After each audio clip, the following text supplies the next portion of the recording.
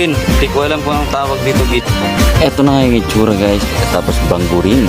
Kasunod naman yan, nilabas na yung mama ang kanyang special tools na fish net kasi nilagay dito yung binanggod ni tita para naman matanggalan ng katas. Kaya pagkatapos kailangan natin tuwagagin, pagkatapos bigayin tita.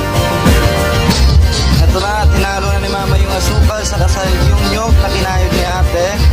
Tinalo na dito sa... Yung mga hulmahan ng puto natin. Puro star margarine lang yan guys. Huwag kayong maghanap ng magandang klase.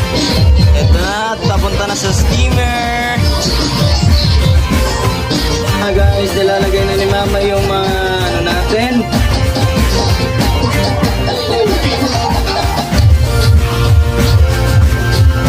Ito na nga pala yung finished product natin guys na puto gawa ni mama. Best seller daw sa kanya to. Napakasarap guys, subukan itong gawa ni mama.